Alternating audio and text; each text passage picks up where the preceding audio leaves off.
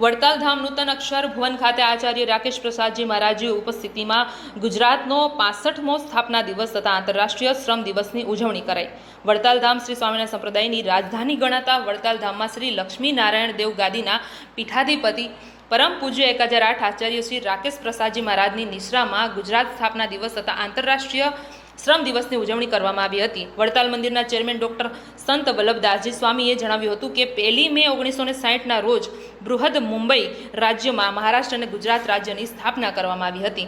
એટલે 1 મે એ ગુજરાત રાજ્યનો સ્થાપના દિવસ છે। આજે ગુજરાત રાજ્યનો 65મો સ્થાપના દિવસની ઉજવણી આચાર્ય શ્રી રાકેશ પ્રસાદજી મહારાજની ઉપસ્થિતિમાં ₹200 કરોડ ઉપરાંતના ખર્ચે વડતાલ ગોમતી કિનારે આકાર લઈ રહેલા નૂતન અક્ષર ભુવન ખાતે ઉજવણી કરવામાં આવી હતી।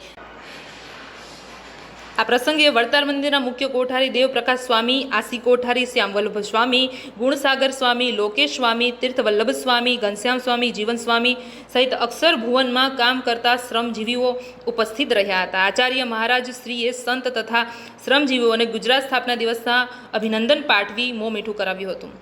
સાથે સાથે આજે 1 મે ગુરુવારના રોજ આંતરરાષ્ટ્રીય શ્રમ દિવસને વડતાલ ગોમતી કિનારે નિર્માણાધીન નૂતન અક્ષર ભુવન ખાતે શ્રમજીવીઓને પ્રોત્સાહિત કરવા આચાર્ય મહારાજે સૌ શ્રમિક જીવીઓને ફુલહાર પહેરાવી આજના દિવસનું મહત્વ સમજાવ્યું હતું। જ્યારે ચેરમેન ડોક્ટર સંત વલ્લભ સ્વામીજીએ જીવન જીવવા અને નિભાવવા માટે શ્રમની જરૂર પડે છે। શ્રમ પુરુષાર્થ વિના કશું જ પ્રાપ્ત થતું નથી, એટલે સકળ વિશ્વમાં શ્રમને મહત્વ આપવામાં આવ્યું હતું।